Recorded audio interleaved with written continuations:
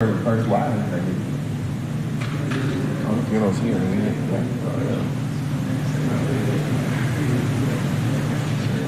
How's your Thanksgiving? It's good. I got about 36 hours to relax. Relax for Thanksgiving. I'm up with my kids home. That's a wedding. So it's like they get over that and start our house or something. Well, that's what I do this. So I get her blankets for everybody. Still warming to her. Oh, no. It's all the first card for What other I bet you got a ceramic grill. and leg type thing? Yeah. How long? How many hours? It's about 3. It was 24 hours. So you stand it up on the thing or whatever? Set it down, drip pan underneath, slow. Much a lot of pressure. For that. Your ass is square. It was a lot of pressure. So I got called in. The timing was all on.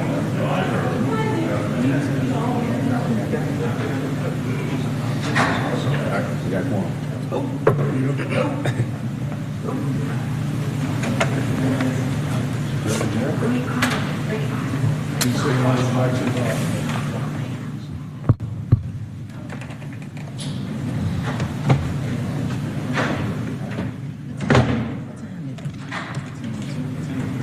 Hey, it's just 10:03. It's just 10:03. Why y'all panic? It's 10:03. Why y'all spiraling out of control? All right, everyone. We have all council members here, so we're ready to get started with our regular committee meeting for the city utilities. It's Tuesday, November the 28th, and I am Jason Winston, chair of the committee. I am joined by my colleagues. To my right, we have Councilmember Howard Shook, and to my far left, we have Councilmember Antonio Lewis, and to my immediate left, we have Vice Chair Andrea Boone. With that, that constitutes a quorum. With that, I will make a motion to adopt the agenda. We have a second from Councilmember Shook. Mr. Johnson, can you please open the vote? The vote is open.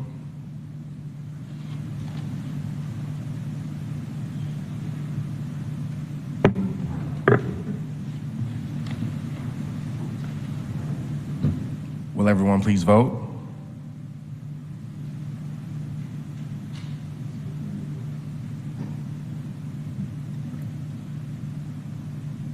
Will everyone please vote? Boone, aye.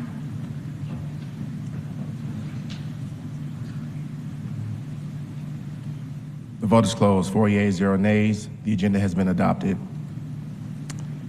Thank you. At this time, I'll make a motion to approve the minutes. We have a second by Lewis. Mr. Johnson, can you please open the vote?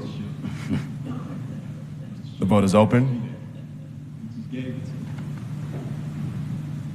The vote is closed. 4 yeas, 0 nays. The minutes have been approved. Thank you. At this time, we'll go to the public comment section of our agenda. Do we have anyone signed up today? No, Mr. Chair, we have no one signed up for public comment. All right, seeing none, we'll go into presentations. Today we have a quarterly report from the Office of Sustainability and Resilience.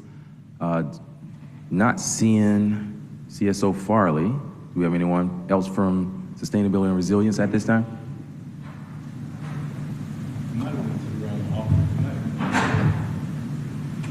I think that's CSO Farley. We are at presentation, so if you are ready, we will get you queued up.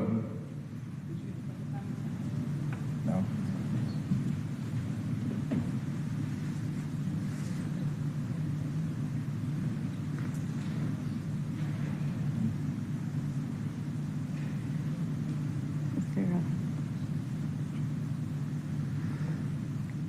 Well, good morning. Welcome back from Thanksgiving break. I hope everybody had a good holiday. I'm Chandra Farley. I'm the Chief Sustainability Officer, and this is our last quarterly report for the year. And I want to talk about just this statement. We've been on the road, different places, doing a lot of presentations for the Office of Sustainability and Resilience. And one thing that really resonates is that now we have the words environmental justice in our city charter, in the ordinance for this office. And so if you've heard me talk about this, this is a really important lens to our work as we talk about advancing racial equity in the city of Atlanta. So as we look ahead to 2024, with the number of plan updates that are due, you can count on environmental justice being the frame that we focus on.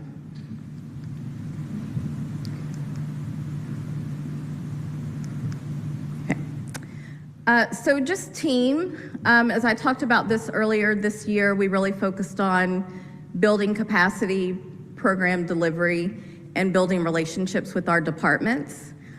Looking ahead, we really want to focus on progress verification. As we have done, it is time to update our 2019 Clean Energy Plan, as we have talked about quite a bit. We did a lot of work just really trying to figure out where we are and what paths are available to us now, particularly with how fast the evolution of technology related to clean energy and energy efficiency is happening. We also, related to that progress verification, that's going to support our ability to update our goals. So that will be continue to be a primary focus, and we will be intently focused on that in the first and second quarters of 2024 as we get into our plan updates, which I will talk about in a bit. Also wanted to show here our amazing team. Beth Graham, who completed a one-year Fuse Fellowship, is now a full-time team member with the office as the Director of Stakeholder Engagement. So she will continue her role facilitating the Clean Energy Advisory Board. And then we still have 3 hires that we are focused on. The next priority, which we should have on board before the end of the year, is a program administrator for our weatherized ATL program, which I will talk about. It's been good to have the help of my team and the executive office around really figuring out what these roles need to look like. We've had to make some adjustments to salaries that were offered, and we'll also be making some updates to a couple of the job descriptions. I think a lot of people are just letting AI apply for jobs for them now. So that has created a lot of applications that aren't really exactly specific to a rooting in sustainability and climate resilience. We seem to be attracting a lot of tech-focused, which tech is great, but we really need folks who have that rooting in sustainability and climate resilience.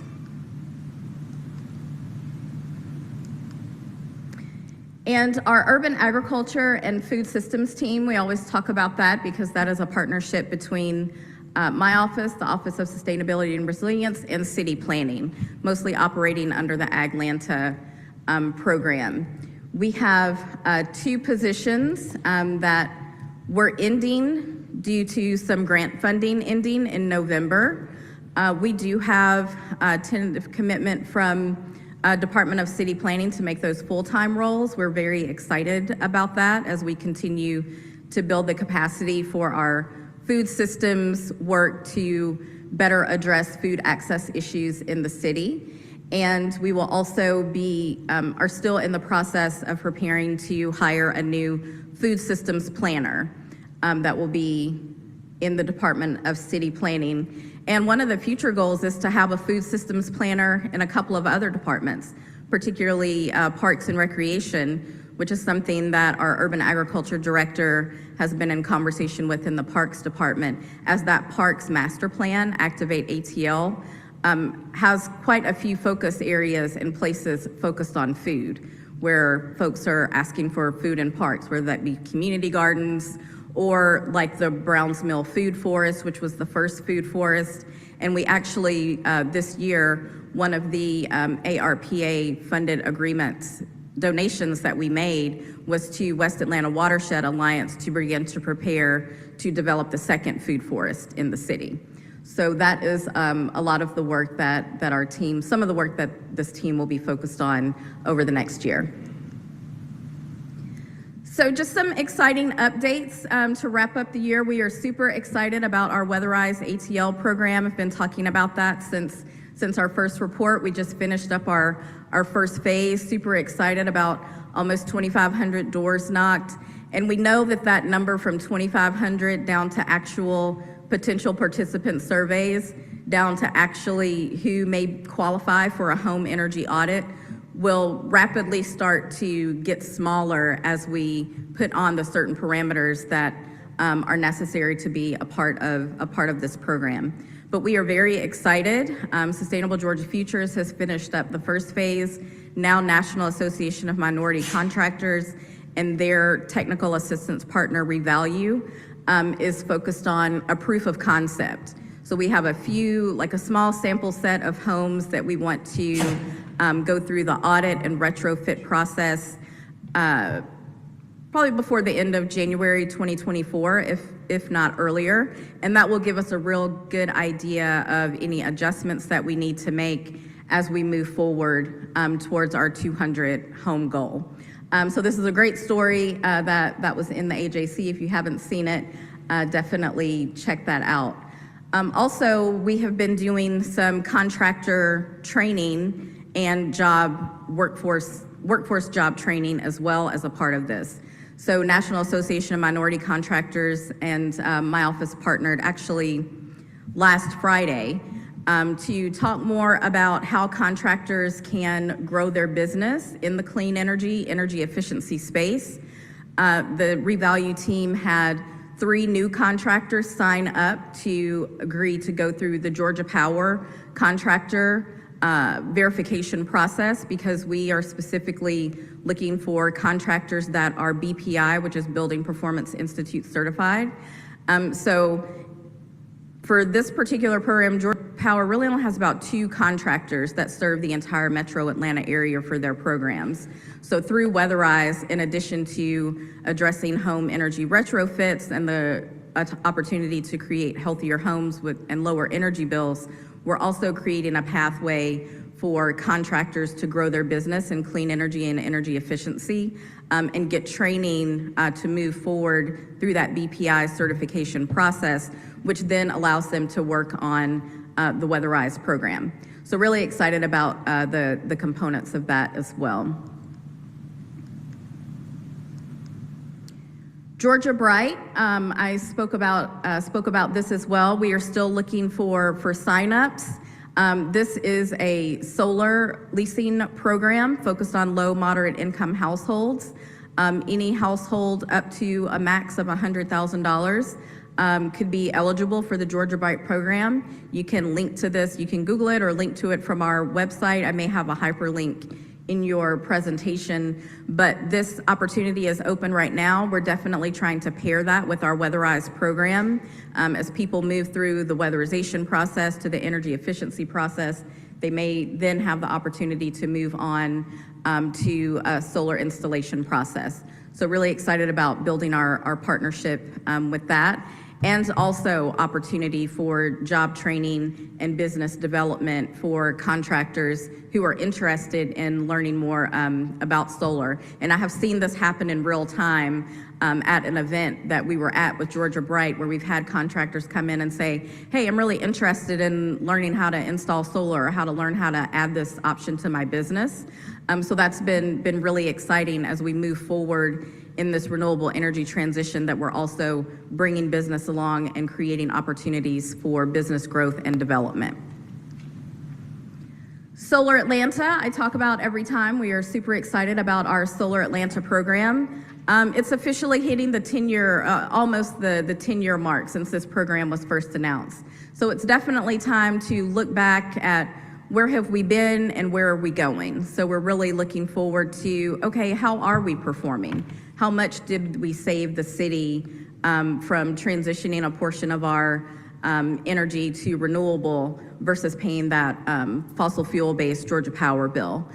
So we actually have a meeting this week with our partners, Cherry Street Energy, to be talking about that.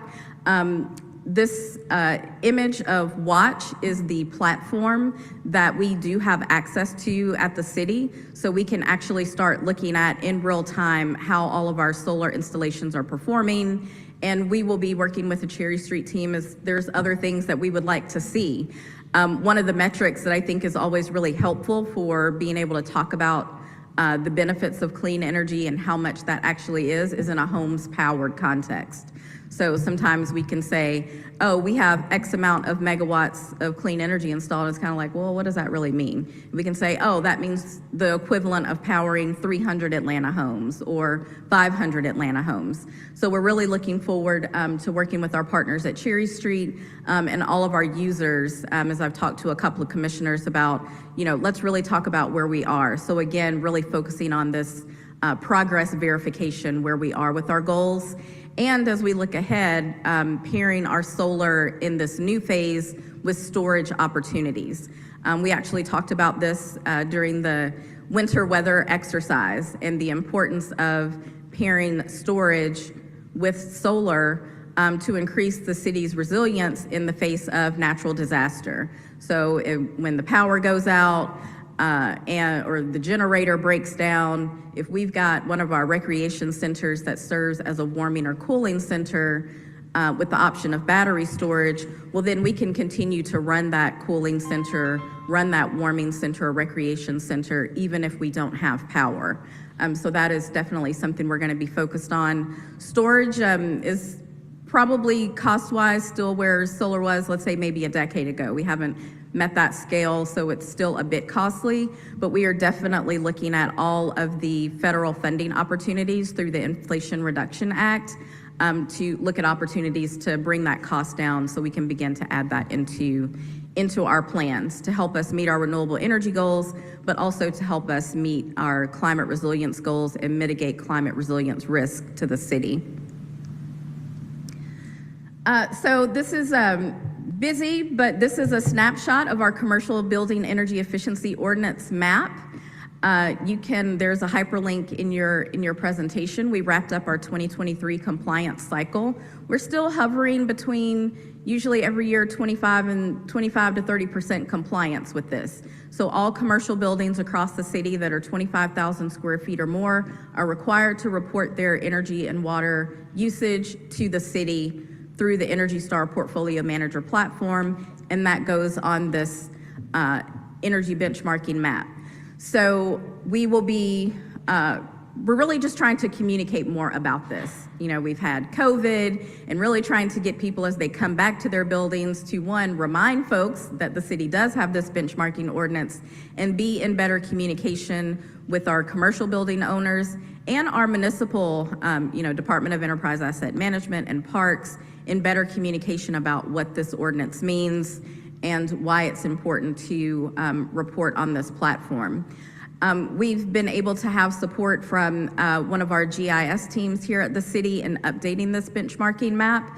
So 2 things that we've added this year, a layer that is related to Department of Energy maps and the Justice 40 disadvantaged communities layer, so we can see where all of the buildings, the municipal buildings and private commercial buildings across the city, where they fall in these federally identified quote-unquote disadvantaged areas, which can be a requirement for a lot of the federal funding initiatives.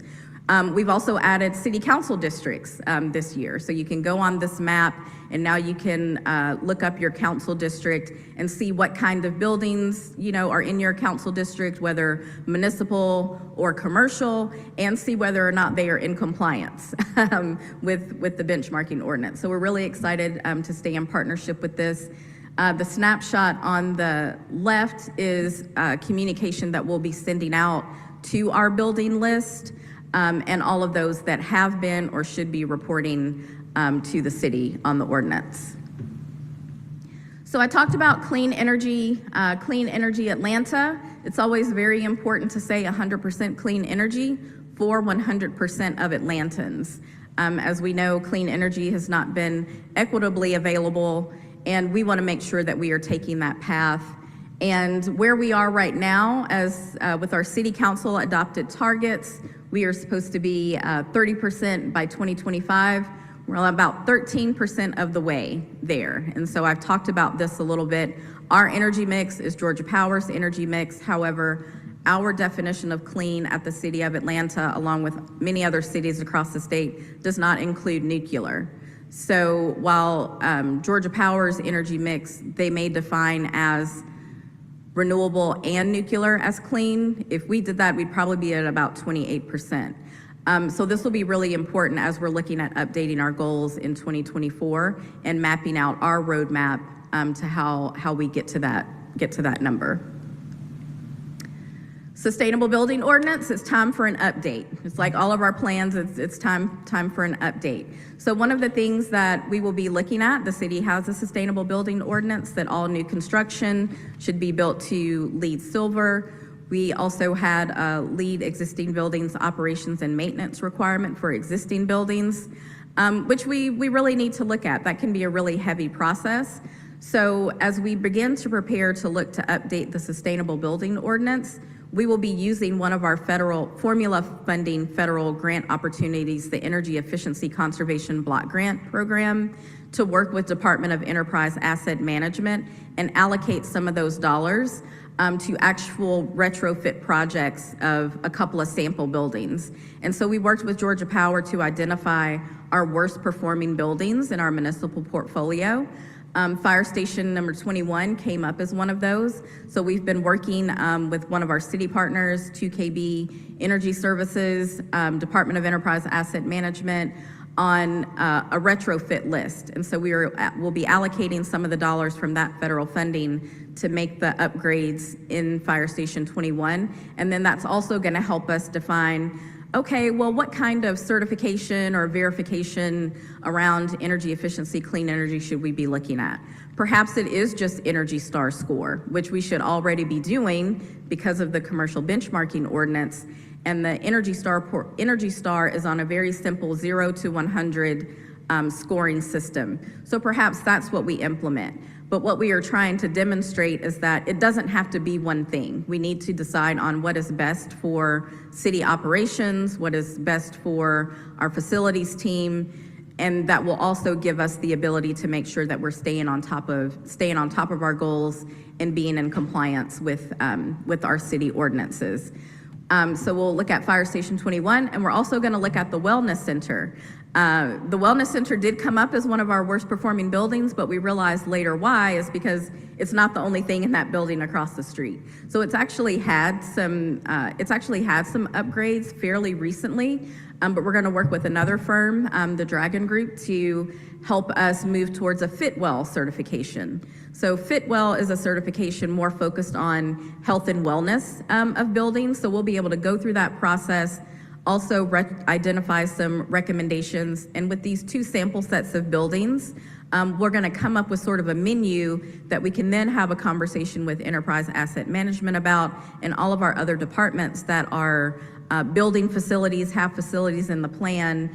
And yes, for new construction, it may be LEED Silver, but as we need to keep up with our existing building infrastructure, we'll have a menu of options. Maybe it's Fitwell, maybe it's Energy Star, maybe it is LEED, and we could custom design an Atlanta solution as well. So those are things that we will be looking at. We're working to get our application for that funding in by the end of the year and should expect those dollars within the first quarter of 2024. Our federal funding allocation is around $560,000. I was expecting another comma in there for a city of Atlanta size, but we're looking forward to what we're going to be able to do with those dollars. So lots of conversation about electric vehicles. We've been doing a lot of work on electric vehicles internally, working with Department of Public Works, Office of Fleet Services, all of those offices that are buying vehicles in charge of our internal EV charging infrastructure. We have an interdepartmental fleet electrification and EV charging infrastructure working group that continues to meet, all focused on what? Updating our ordinances. We have an EV ordinance at the city, we have an EV workbook, but it's all due for an update, and have been having really good conversations with Commissioner Wiggins and Public Works, first around right-sizing our fleet. How many cars does the City of Atlanta really need in its fleet? And then from there, once we do that right sizing, then we can make sure that our fleet electrification, how many EVs we should have, EV first purchasing policy is aligned with actually how many vehicles City of Atlanta has in its fleet. We've also been doing some community engagement work. This is a photo from an event that we did in partnership with RMI and Atlanta Housing and many of the other partners here that have been working with us on a pilot program to look at EV charging for affordable housing.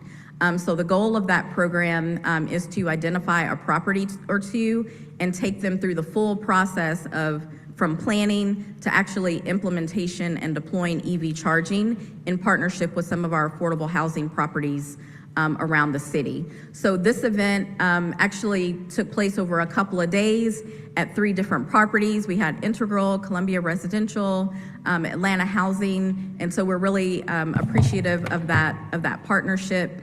It was also an opportunity for Hertz to come back, who we launched the Hertz Electrifies partnership with earlier this year. And I'm hearing great things about the EV training curriculum and EVs that they donated to Atlanta College and Career Academy earlier this summer. So being able to also move our students through the opportunities of this fleet electrification, transportation electrification opportunities. Our Clean Energy Advisory Board, super excited about this board. We have a lot of recommendations from our Clean Energy Advisory Board that worked over this year through their 4 working groups. We had our final meeting on October 12. We're filtering through all of those recommendations, and they will really form the basis of priorities for our updated Climate Resilience Action Plan that we will begin to develop in 2024. We have an expression of interest open right now for those who may be interested in serving on the Clean Energy Advisory Board. We've got about 10 terms, 10 seats that are expiring at the end of this year, and so we will be looking to fill those seats with 2-year terms. We still have the resource network that is open to anyone.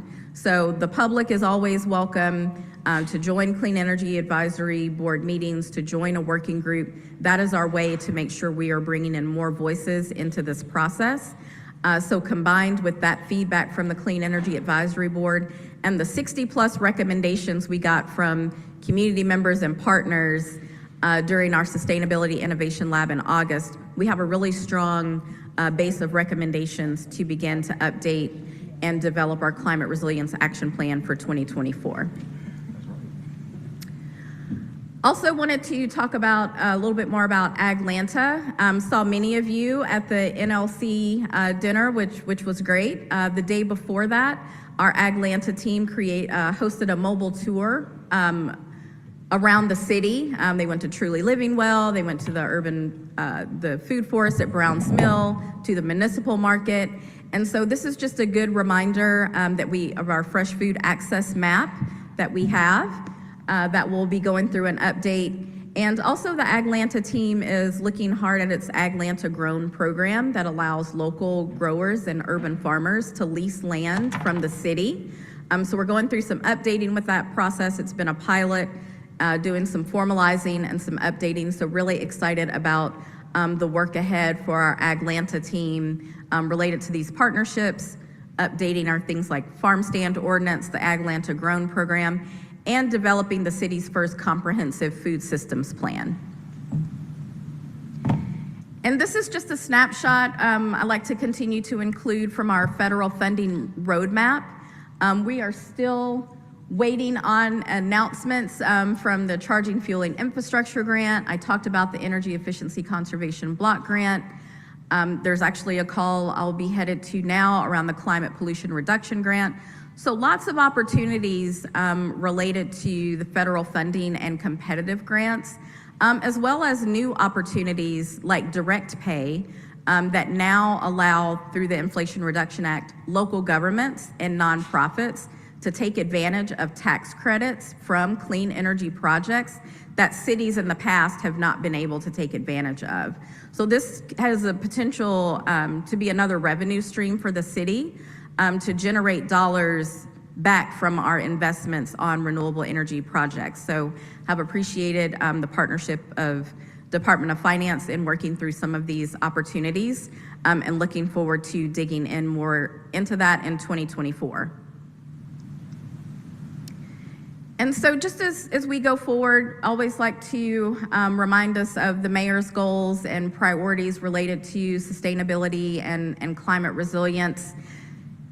The mayor has 4 pillars. Sustainability and climate resilience show up in all of them. Officially, the Office of Sustainability and Resilience sits under a city built for the future.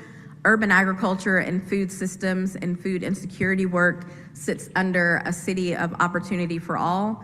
But through these different ways, we know that sustainability and climate resilience are threads across all of these pillars. And that is really how we approach our work here at the city, in partnership to make sure we can advance these goals. And also want to say thank you, Councilmember Winston, to your partnership, and Michael, your Chief of Staff's partnership on America Recycles Day. So it was great to learn that proclamations don't just have to happen at a city council meeting, which was important because America Recycles Day happened in between. So we were able to take that proclamation around the city to a number of different events. Got some good photo ops. Our Sustainability Ambassadors Program, which is our 13th Sustainability Ambassadors Program that graduated in October. And this was the most participation that we've had from City Atlanta employees. So we're looking forward to increasing that. If any of our council members are interested, that class is offered twice a year in the spring and the fall. All right, thank you, CSO Farley. With that, I will open up for questions or comments from my colleagues. Seeing none, I will jump in. So we have to make up 13% to reach our clean energy goal of 2025. Do you feel pretty confident about, a lot of the initiatives that your office is taking that we'll be able to fulfill that goal? So first, yes, and that will require that we think about that goal differently. So when the Clean Energy Plan was adopted, there were 3 different paths that we could take with varying percentages, let's just say, to help us reach that goal. One of them was renewable energy credits, and it's like, just because of the nature of our regulatory environment and who our utility is, we will have to buy renewable energy credits to meet some of that goal. So we will do that, but what we are looking at is not just buying wind in Oklahoma or some other place, which is what a lot of renewable energy credits are. We're actually working with an organization called Solar Stewards, and they have created a social renewable energy credits marketplace. So this will allow us to allow the city, us to generate dollars from our projects and then reinvest those dollars back into community-based and municipal projects. So being able to talk about, yes, maybe we are only at 20%, but we invested X number of dollars back into the community, which then helps us meet the goal this way through reduction in carbon emissions or better air quality. So that's some of the rethinking that we want to do and reimagining around what it really means to meet these goals. Okay. And then on the Georgia Bright leasing program, I know that in my district, and some of my colleagues have seen some of these similar issues where we've had constituents that have tried to get solar panels, have either been denied based on tree coverage or historic zoning regulations that have prohibited that. Are you all working with either our NPUs or some of the community I guess partners to make sure that this isn't prohibiting some of our underserved communities that may actually need some of these services, but they're being prohibited now based on some of the regulations that we have? Yeah, absolutely. So regulatory issues, are handled across the street at the Public Service Commission, and so we actively engage in that process at the commission. So that's one. 2, we are actually updating our solar permitting process to make sure that pathway is easier and more straightforward on the permitting side. And as far as tree cover goals, the way that's related to regulatory is that we really want to push for things like true community solar, which means even if someone can't put solar on their roof, if we had some land here in the city where we could develop a solar array and then have community members who maybe can't have it on their property, they could buy into that system to still offset their cost. So those are some of the different things that we're looking at. But right now, just around the outreach and education, we are working with our Georgia Bright partners who are hiring some organizers like we did through the Weatherize program to work with our NPUs and help get the word out, and just around education and learning to see, okay, we broke down this barrier, but now we still have this one. And then I was curious if you're seeing any early success in the carbon credit program in Lake Charlotte. I know it's in District 12, but you know, that could be something we can model in other areas of the city, and just wanted to get a quick update on that. Yes, so we are working to finalize our MOU between my office, the Office of Sustainability and Resilience, and the Office of Parks and Recreation, because we will be dedicating a portion of the proceeds from the sale of those credits to Parks and Recreation to support maintenance of Lake Charlotte. So we've got to get through that process first, and this is kind of the first time, this will be one of the first times that the city is going to be selling something. So we're still working really closely with Department of Law on what that process looks like. So once we get that process done, the MOU process done, we're still kind of talking to people who will be willing to buy those credits and potentially at a premium to help us go towards some of those clean energy goals. So stay tuned on that. It's a slow moving process, but you can always go on the website, and it is generating credits right now.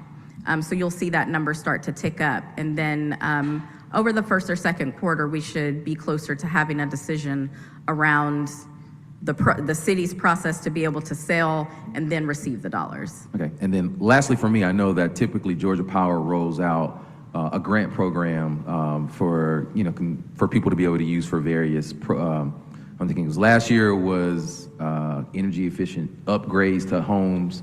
And I know that program changes every year. Have you all had any conversations with Georgia Power about what that program may look like in 2024, or if there's still opportunities to participate in the 2023 program?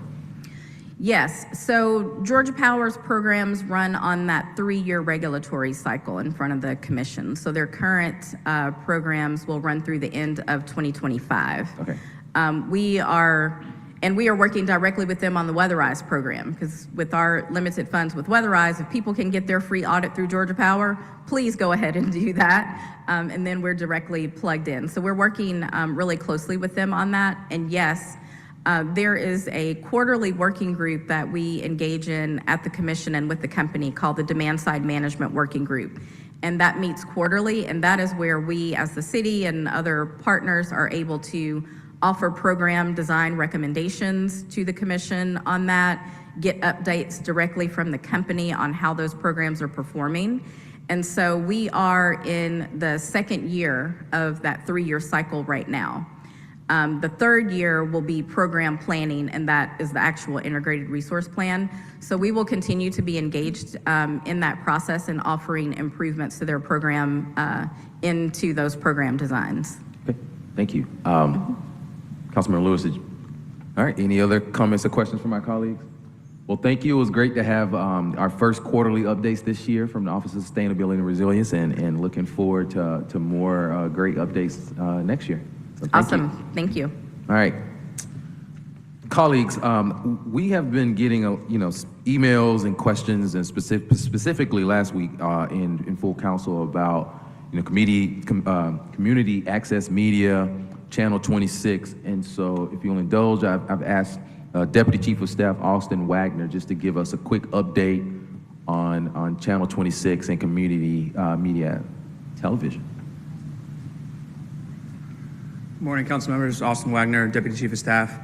So the update on the community access media, as you all know, we've been going through the RFP process to try to find a vendor to take over the next generation of what we're calling community access media. That's still technically in the blackout period. I think I had mentioned on a call in the next 36 to 48 hours, we'll have something for you to actually have that'll take us out of that blackout period and explain exactly what's going to happen from the administration side what we're going to do as far as community access media is concerned moving forward. I know there have been concerns, and to be clear, on Channel 24, right, the public access channel, and our the prior vendor there with People TV. I've heard some concerns from you all. We've had some similar complaints about some of the back rent and some of those things that have come up. From our perspective, and the update that I can give, and I have Karen Edwards here from Law as well, helped us through the entire contract process when we had an agreement with People TV. So the facts there, I think, are fairly straightforward as it relates to our relationship with People TV. The last contract that we had with them expired, and it was June of this year. It was a final 1-year contract that we entered into with People TV to get us through to the period where we were developing the RFP and then moving into this next phase. When we entered into that contract, it was, we were upfront at the beginning about how long we wanted to go with that. And we knew this was going to be the last 1-year contract, and we were going to move into an RFP. And People TV as an organization, of course, could have submitted a proposal for that RFP as well and been considered for the vendor moving forward. When that contract ended,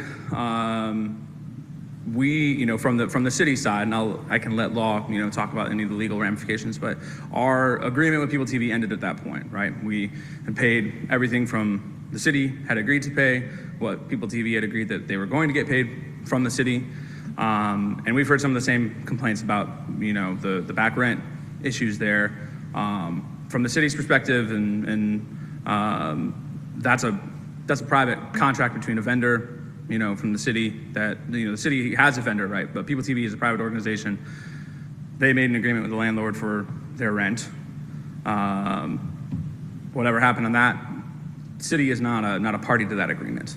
We've met our obligations as far as what pay was concerned to People TV as an organization through that final contract. I'm happy to answer any other specific questions that we have about that relationship, about the People TV relationship, what I can answer about where we're at on community access, and more than happy to come back, of course. We'll give you an update shortly once we get out of that blackout period, and I can tell you more. But happy to come back and answer those questions. But anything on the relationship with People TV, our perspective, obviously we can have a legal answer if there are legal questions. But whatever questions you may have from the council members, I'm happy to answer to the best of my Thank you for ability. that. Any questions from my colleagues? Councilmember Lewis. The first one is, and to make sure I heard you correctly, People TV can and have submitted a proposal for the RFP. They most certainly could have submitted a proposal. I'm not certain if I can say who Gotcha. submitted at this point, but more than welcome to ask them if they submitted a proposal. Okay. And we still own Channel 26. The city still owns the channel, or how's that go? Well, both Channel 26, of course, which is the government channel, right, and then Channel 24, which is the public access channel, correct? Okay. And the reason they're asking about their rent, but they're a private organization, so we have nothing to do with their lease agreement. Correct. Making sure I was correct. Thank you, Chair. Thank you. Councilmember Shook. Thank you. So as you probably know, there have been supporters of People TV who have come before council and stated various criticisms and assertions and that have gone unanswered. And so I'm grateful for the opportunity to have somebody represent the city side of this. So when you say you were in talks with People TV, and those have ended now, I guess, but who represented People TV in your talks? Typically, Ms. Creighton, sometimes members from the board, but we try to usually work with an attorney that they have, but typically that was through Ms. Creighton. And then much has been made of their recent eviction, but what you're saying is the city was not a party to that whatsoever. Correct. I mean, our agreement with People TV, we never had any agreement about paying their rent or paying anything. We had our agreement for what we were paying for the vendor of the public access channel, which to my recollection, was $180,000 a year. That was our agreement, was to pay them for those services. Whatever, their agreement to rent a facility, that was a private agreement between People TV as an organization and whoever the landlord was, which I'm not even sure who it is.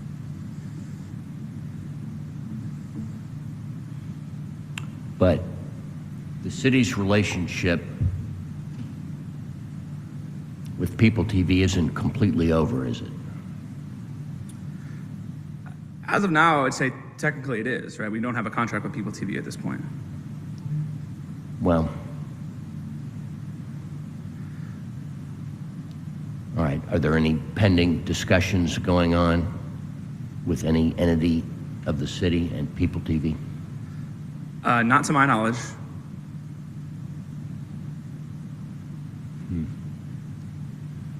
Thank you. Thank you. Councilmember Lewis. In what we're looking for, I'm looking at what other cities are doing with their TV channels. I'm looking at what I can do with my TV and do with my computer. Are we looking to be more advanced Yes. in what we do? Because more or even if People TV could do it. But I think that whatever we need to be looking for, it needs to look 21st, 22nd century, maybe. Yeah, definitely. And if you look at what the RFP requested, right, what we're calling community access media is the purpose there was try to move more into the 21st century, right?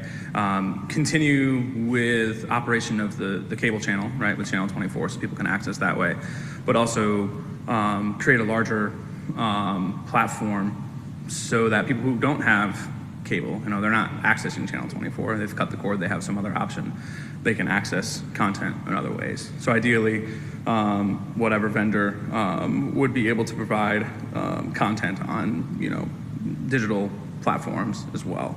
And of course, there's a huge educational component that we'd want to see as part of that public access side of things.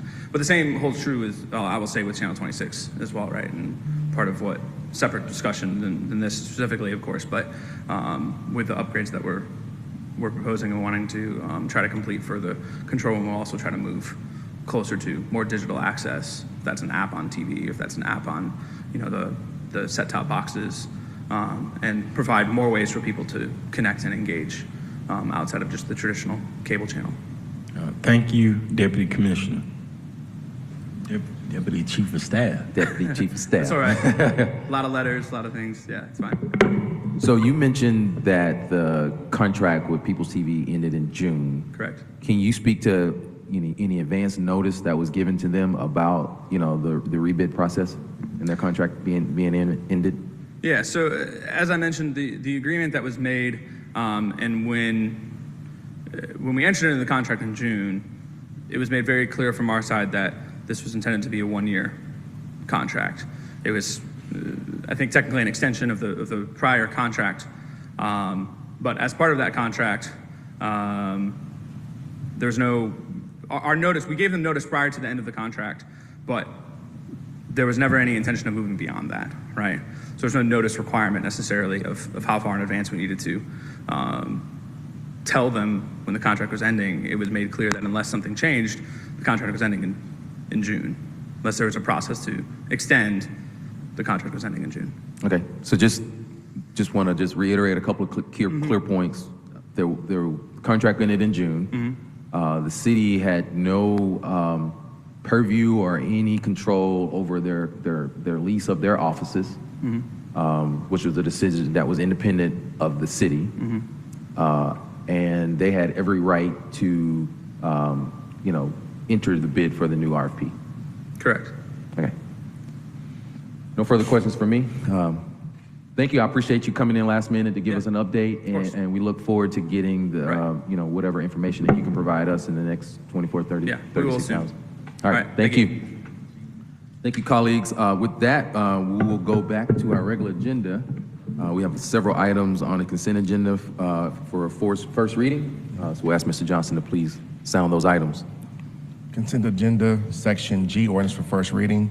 Item number 1, 23-0-1664, an ordinance by City Utilities Committee authorizing the Chief Financial Officer to amend the FY 2024 Water and Wastewater Renewal and Extension Fund budget in the amount of $2 million and 0 cents to transfer funds from watershed reserves for appropriations and add funds to the Advanced Metering Infrastructure Project and for other purposes. Item number 2, 23O1665, an ordinance by City Utilities Committee authorizing the Chief Financial Officer to amend the FY 2024 Water and Wastewater Renewal and Extension Fund budget in the amount of $2 million and 0 cents to transfer funds from watershed reserves for appropriation to add funds to the annual large meter accuracy and testing project and for other purposes.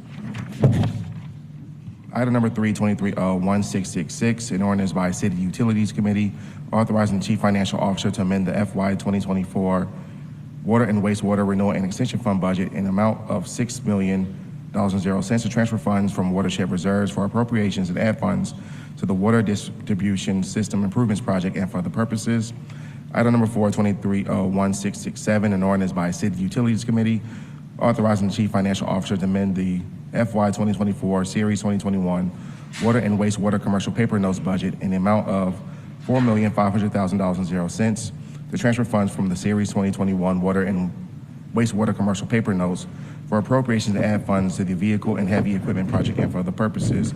Item number 5, 23O1668, an ordinance by City Utilities Committee authorizing the Chief Financial Officer to amend the FY 2024 Water and Wastewater Renewal and Extension Fund budget in the amount of $3,500,000 and 0 cents to transfer funds from watershed reserves for appropriations to add funds to the CIP Facility Structural and Site Improvement Project and for other purposes. Item number 6, 23O1669, an ordinance by City Utilities Committee authorizing the Chief Financial Officer to amend the FY 2024 Water and Wastewater Renewal and Extension Fund budget in the amount of $5 million and 0 cents to transfer funds from watershed reserves for appropriation to add funds to the GDOT Intergovernmental Agreements Utility Relocation and Municipal Projects Project and for other purposes. Item number 7, 23O1670, an ordinance by City Utilities Committee authorizing the Chief Financial Officer to amend the FY 2024 Water and Wastewater Renewal and Extension Fund budget in the amount of $800,000 and 0 cents to transfer funds from the watershed reserves appropriations and add funds to the Geotechnical Testing and Investigation Project and for other purposes. Item number 8, 23O1671, an ordinance by City Utilities Committee to ratify services rendered in connection with agreement listed herein, Trace Organic Laboratory Services with Analytical Environmental Services Incorporated, beginning October 5th, 2023, and to authorize the mayor or his designee to exercise the first renewal option under the agreement on behalf of the Department of Watershed Management for a term retroactively effective from October 5th, 2023 through October 4th, 2024 in the amount not to exceed $70,000 and 0 cents.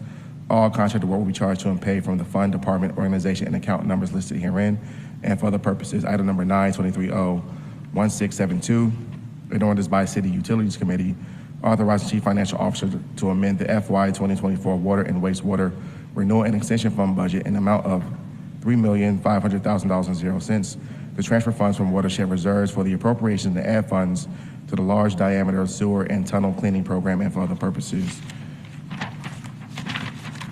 Item number 10, 23O1673, an ordinance by City Utilities Committee authorizing Chief Financial Officer to amend the FY 2024 Water and Wastewater Commercial Paper Notes budget in the amount of $3 million and 0 cents to transfer funds from the Series 2021 Water and Wastewater Commercial Paper Notes Capital Project Reserve for appropriation to add funds to the Valve and Hydrant Renewal and Replacement Project and for other purposes. Thank you. Now we can go into our regular agenda. Section H, Resolutions.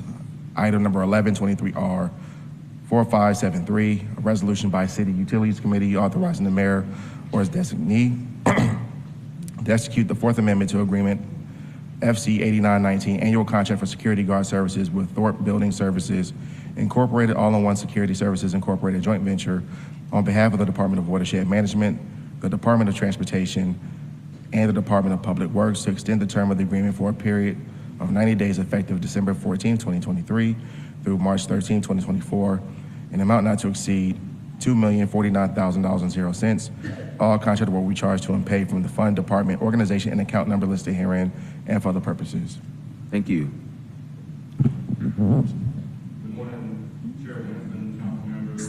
Director Sterling Graham, out of the Office of Safety, Security, and Emergency Management in the Department of Watershed Management, The purpose of this legislation is to amend Agreement FC 8919, annual contract for security guard services through which security services are provided to the Departments of Watershed Management, ATL DOT, and the Department of Public Works on a month-to-month basis for no more than 3 months to allow the department to execute 2 replacement agreements. The current agreement provides manned security for 43 facilities currently. These facilities are critical infrastructure provided to water and wastewater services or high priority sites for the other departments. It offers remote security units, services for 31 locations. This is accomplished via our remote security unit monitoring services via a secure operations center, which is monitored 24 hours a day. The contract base cost did not increase. The contracted amount by department is as follows. Department of Watershed Management, approximately $1 million. ATL DOT, $200,000. Department of Public Works, $690,000. The current vendor has met and exceeded all expectations and goals in the current contract. This includes performance of remote security units, security personnel at the various sites, record keeping, and digital deliverables. This concludes my remarks at this time. I'm happy to address any questions you may have. Thank you, Mr. Graham. Councilmember Shook. And what's the reason for the extension? So originally, these 2 solicitations were scheduled to be fully executed in the second quarter. We had some delays. They have to be delivered in parallel because they're covering all our security infrastructure right now. So out of an abundance of caution, we thought best to allow an extension to fully execute in the third quarter. And what's the funding source, again, for security-related DWM uses? The funding source is each department has identified funding sources. So for Department of Watershed Management, it'll be the Office of Safety, Security, and Emergency Management's budget. Right, but is that ultimately paid out of isn't there a security surcharge that customers pay? No, sir. So it's separate from the security surcharge. The security surcharge is being leveraged for other security related projects, SCADA, and the physical security improvements for our infrastructure. Thank you. Any other questions?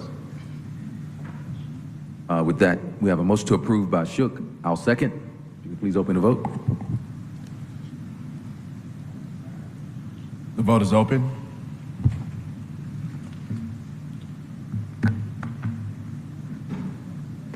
The vote is closed. 4 yeas, 0 nays. This item is favorable. Mr. Chair, there is no objection from the committee. Can we take items 12 and 13 together as a block? Please. Item number 1223R 4574, a resolution by City Utilities Committee authorizing the mayor or his designee to execute the First Amendment to the Memorandum of Understanding and Contract Item Agreement with the State of Georgia Department of Transportation on behalf of the Department of Watershed Management to add the funding for construction services related to the intersection improvement project with the State of Georgia Department of Transportation, project number listed herein, along Buffington Road from Rock Quarry Road to the State Route 14 U.S. Highway 29 Roosevelt Highway in Fulton County in amount not to exceed $477,856.81. All contracted work will be charged to and paid from the fund, department, organization, and account numbers listed herein and for other purposes.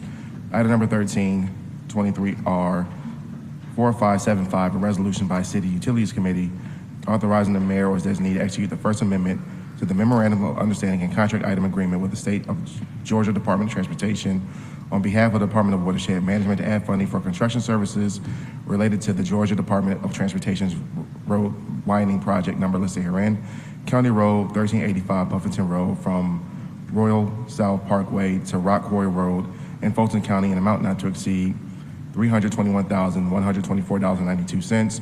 All contracted work will be charged to and paid from the fund, department, organization, and account numbers listed herein and for other purposes. Thank you. We've got a motion to approve to both by Councilmember Shook. I'll second. Give the floor to Commissioner Browning. Good morning, Chairman Winston, Council Members Makita Browning, Commissioner for Department of Watershed Management.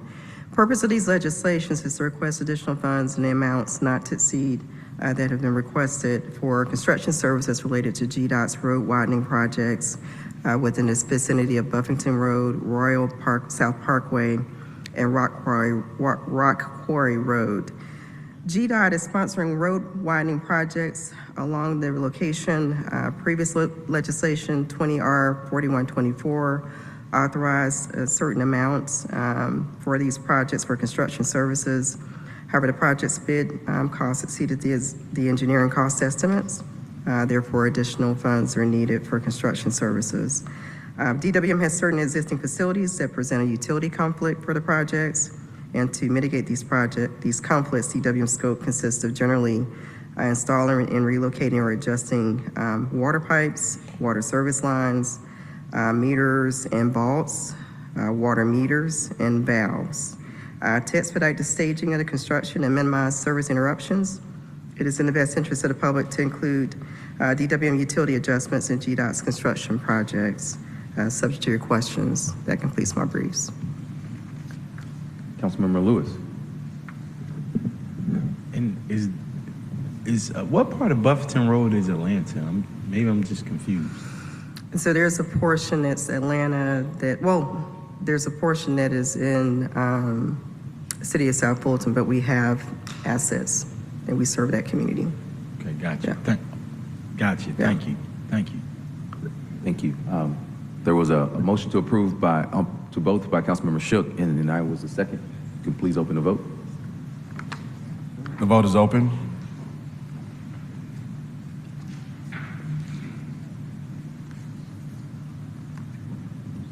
The vote is closed. 4 yeas, 0 nays. These items are favorable. Item number 1423R 4576, a resolution by City Utilities Committee authorizing the mayor as designee to exercise the third renewal option for the intergovernmental joint funding agreement listed herein, long-term water quantity and water quality monitoring program services with the United States Geological Survey on behalf of the Department of Watershed Management for a term of 1 year effective January 1st, 2024 through December 31st, 2024, in amount not to exceed $459,410.00. All contract work will be charged to and paid from the fund, department, organization, and account number listed herein and for other purposes. Thank you. Deputy Commissioner Mahajer. Good morning, Mr. Chair, members of the council. Alex Mahajer, Office of the Watershed Protection. This is a request to exercise renewal number 3 of IGAS-121-10119 from January to December of 2024, reference long-term stormwater quality and quantity monitoring program and services. USGS manages 11 instrumented long-term stormwater quality monitoring stations in streams throughout the city of Atlanta since 2003, jointly funded by the Department of Interior and the city of Atlanta. This IGA is currently set to expire in December of 2023. Stormwater quality data is available to the public and nonprofit river keeper organizations to assess stormwater in our streams and provide data used in the watershed protection plan. The total cost for this renewal is $459,410, and it is consistent with the previous years. Stormwater quality data is used to identify pollutants entering our streams, rivers, facilities, and notification of sanitary sewer spills. Thank you. Any questions or comments from my colleagues? Councilmember Shook. So there's some monitoring we have to do in order to maintain our permits, correct? Yes, Commissioner. And then, are there additional monitoring requirements that we have via the consent decree? As part of our MS4 NPDES report, this is one of the elements that we do. Yes, there are other monitoring requirements that we have to meet every year. And then there's some monitoring we do just because we think we should do it, correct? Well, That's aside and above those requirements. currently we are meeting the terms of the permit, so unless EPD requires us to add our monitoring, then But we're not doing any more monitoring that's required. no. And then everyone lives downstream, as the saying goes. I take it DeKalb is also required to do similar monitoring? Yes, Council, all the municipalities do. I mean, I know we've spent an awful lot of money, and this is a relatively small amount compared to what goes on in the department, but it's every year. And I know it adds up, and every now and then I ask to see some kind of a 60,000-foot view of what we've spent, and kind of, because what I'm hoping is, and what I hope the data show is that after the billions that we've spent, and we've paid for it all, we didn't get anything from the federal government like, you know, San Diego or Boston, that our water's cleaner. Yes, Council. We have seen a reduction in total bacteria, and also this monitoring allows us to follow exactly what happens upstream from us, and for us to meet our requirements. We have to take what comes downstream. Yes. So if there's and sometimes we have spills, sometimes DeKalb has spills. They're under a, you know, they've got to do a lot of stuff and spend a lot of money. They're kind of where we were some years ago. Correct. I'm not going to ask that y'all's quarterly reports be elongated, but if you could just put a one-pager together that shows, because I'm hoping that after all this, the investments we've made, that our water quality is better, and if you could show that in a simple document, that would be a big morale booster. Sure, Council. Usually, there are certain things that we have control of as far as our best management practices, and certain. Wet weather, bad things happen. Right. We get stuff from DeKalb. We can't control that So either. that would offset the results. Sometimes the results for the better, for the worse, but that again, for this element is to give us an indication of how things in future through our terms of the permit and EPD or SCPA, they want to change things to get a more realistic view of exactly what's going on. But I agree with you, Council. I mean, is it possible, based on the data we have, and given the challenges of, you know, the reality of the, well, sometimes we have wet weather and we have issues, and we take what DeKalb gives us for better or worse. I mean, is it possible for us to even know if our water quality's any better than it was 10 years ago? It does fluctuate based on the industries, what they do, illicit discharges and all, but our requirements have changed.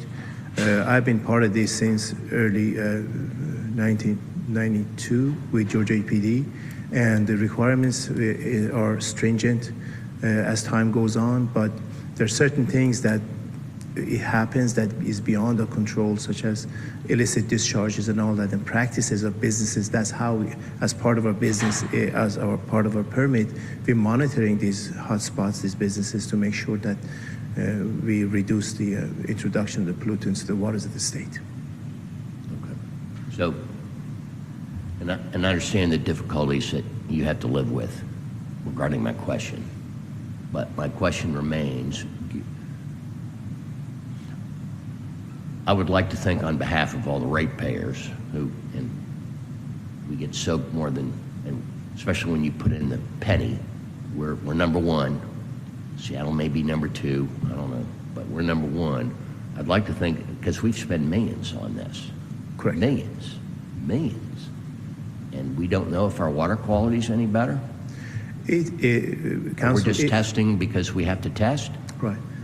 Our water quality has improved. If these requirements were not in place, then God knows where we were at this time, you know, because the regulations. I mean, how do we know?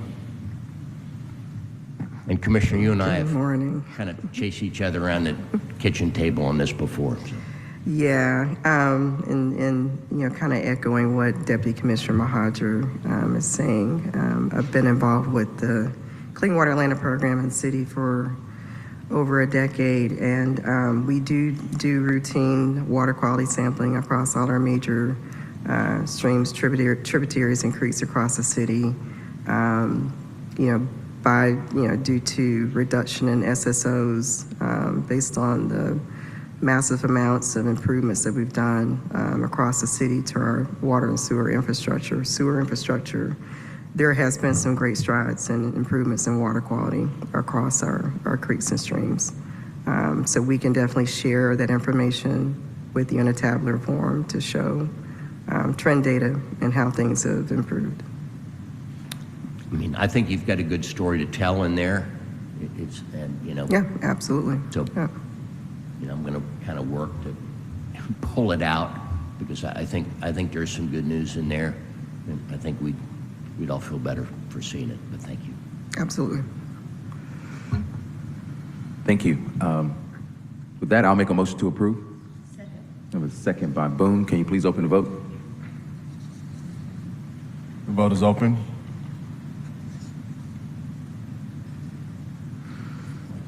The vote is closed. 4 yeas, 0 nays. Item is favorable.